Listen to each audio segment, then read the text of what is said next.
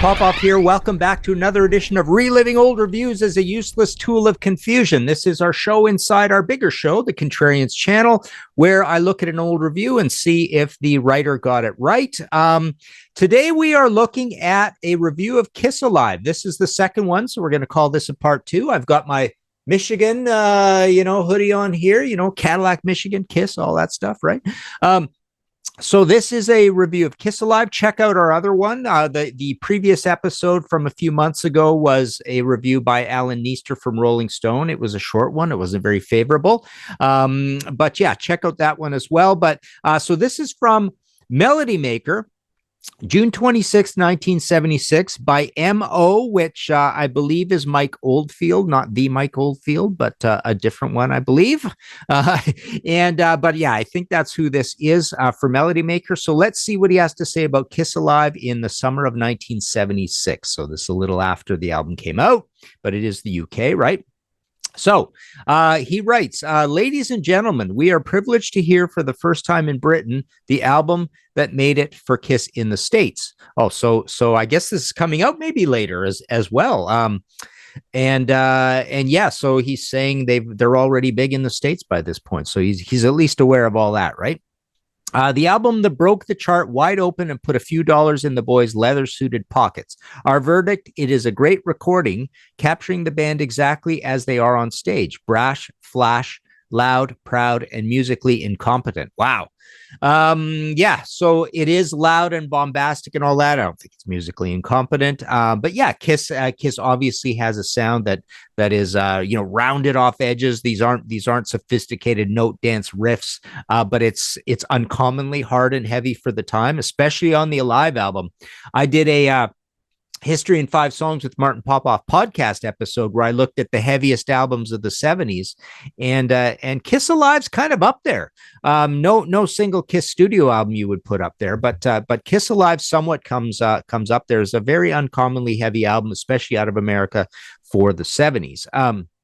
Okay, it comes complete with the sounds of fire flashes exploding, sirens wailing, and a well-mixed up audience barrage of screams, shouts, and claps as the band milk the applause. So yes, Kiss Alive is very famous for having fairly loud crowd noise in there to give you that Beatles experience, right?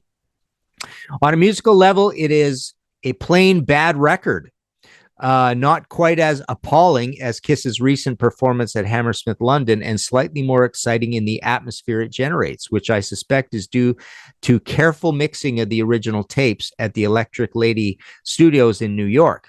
At least on Alive, I was able to identify the number without looking at the sleeve notes, as opposed to the Hammersmith concerts where only one or two tunes were instantly recognizable in the general blur of noise.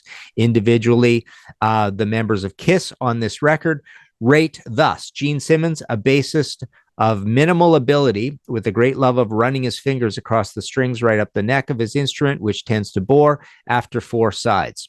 I'll go on in a sec, but it almost sounds like this guy had a bad experience at the Hammersmith concert. It was probably maybe the sound wasn't good. He didn't recognize the songs or know the songs. He wasn't enjoying himself, kind of thing, which is pretty bizarre to not enjoy yourself at a Kiss concert in 1975 or 6. I guess it probably was in 1976. Paul Stanley, a leaden-wristed rhythm guitarist whose lead vocals are excruciating at times. Peter Criss, average drummer who takes all the credit for keeping the band together at the seams. Interesting. Ace Frehley, probably the best musician in Kiss, who pulls off a couple of good lead guitar solos, although they are similarly constructed.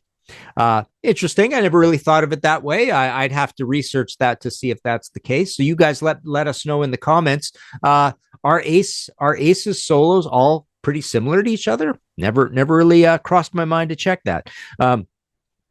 Collectively, Kiss are exciting at times, but staid and predictable in their musical ideas, blundering in the execution of those ideas, and more than once coming close to the point of total collapse when they get so badly out of time with each other that it is embarrassing. I've never noticed that before. Of the songs, Black Diamond is quite effective, while Strutter and She are probably the best of the rest. I don't know why you would pick out She as one of the great songs, but that's okay for you. So the highs on Alive are few, and although Kiss play rock bottom only once, they manage to reach it frequently. Ouch! Wow, so that's a very negative review from MO. But yeah, obviously this turns out to be a beloved, legendary live album over time. And again, I just find it odd with these old reviews that stayed predictable, boring, musically not there and stuff. When really there, in 1976, there's very little this heavy at the time, this relentlessly heavy, and I think it's good, right? I mean, it's it's obviously not Deep Purple, Black Sabbath, Uriah Heep level intricacy of heavy metal writing, but you would think as a statement, Kiss Alive is sounding pretty unique in 1976 still, and they'll always be unique because Kiss is there's not a lot of bands that sort of copy what Kiss do. It's a very simple. I often equate them to a little bit of Slade, a little bit of BTO, a little bit of Sweet, but it is a very chordal type of hard rock. So there you go. A very negative review. Let us know what you think in the comments below. Hit like, subscribe. My Kiss at 50 book is still available, so I can sell that to you. MartinPopoff.com. There's PayPal buttons for all that. Check out our other Contrarian series that we have, the Who Invented Heavy Metal series. And yeah, obviously I've written about 130 books. We got all of them available, or anything that's in print is available at MartinPopoff.com as well, and my audio podcast, History in 5 Songs with Martin Popoff. But there you go. Let us know what you think of this very negative review from MO of Kiss Alive. We will talk to you later.